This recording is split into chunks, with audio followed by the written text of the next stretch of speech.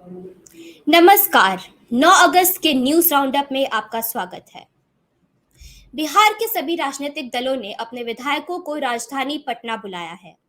इसमें सत्ताधारी जेडीयू, राष्ट्रीय जनता दल, कांग्रेस, वामपंथी और जीतन राम मांझी की हिंदुस्तानी आवाम मोर्चा सभी पार्टियों के विधायक शामिल हैं। इसको देखते हुए बिहार में भारी राजनीतिक उलटफेर की आशंका जताई जा रही है। पिछले कुछ दिनों से सत्तारूढ़ जेडीयू और भाजपा गठबंधन के में दरार दिखाई देने लगी है, जिसके बाद यह संभावना जताई जा रही है कि बिहार में जेडीयू और राजद एक साथ मिलकर सरकार बना सकते हैं। बिहार में विधानसभा की कुल 243 सीटें हैं, जिसमें सरकार बनाने के लिए 122 सीटों की जरूरत है। महाराष्ट्र में एकनाथ शिंदे की सरकार में पहला कैबिनेट विस्तार हो गया है। कुल 18 विधायकों को मंत्री पद की शपथ दिलाई गई है, जिसमें से 8 बीजेपी है और जबकि 8 शिवसेना शिंदे गुट के हैं। 30 जून को महाराष्ट्र में एकनाथ शिंदे के मुख्यमंत्री बनने के बाद यह पहला कैबिनेट विस्तार है।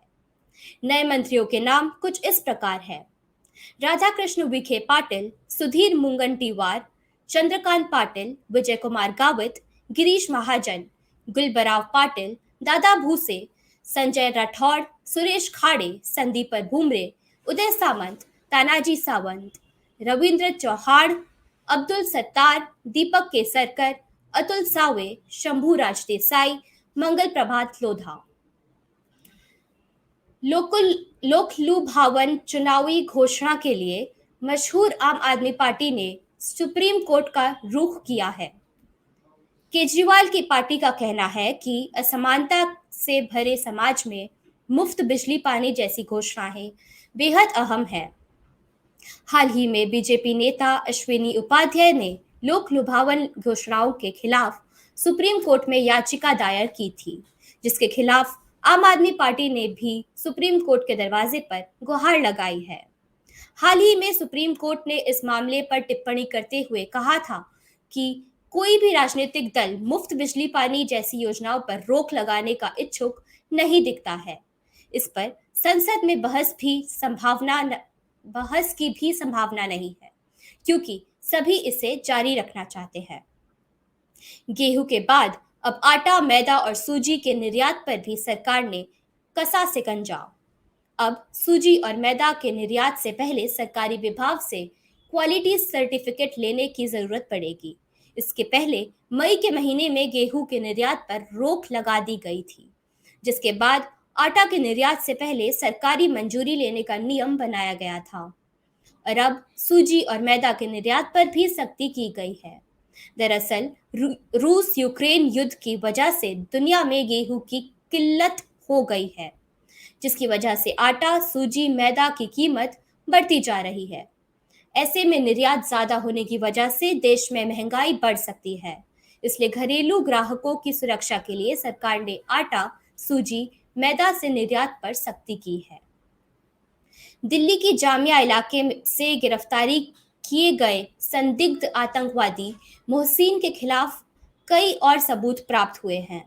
उसके लैपटॉप और मोबाइल की छानबीन करने से कई सुराग प्राप्त हुए हैं। केंद्रीय जांच एजेंसी मोहसिन के मोबाइल और लैपटॉप से मिली जानकारी के आधार पर पूरे देश में फैले आतंकवाद के नेटवर्क के पर्दाफाश करने की तैयारी कर रही है।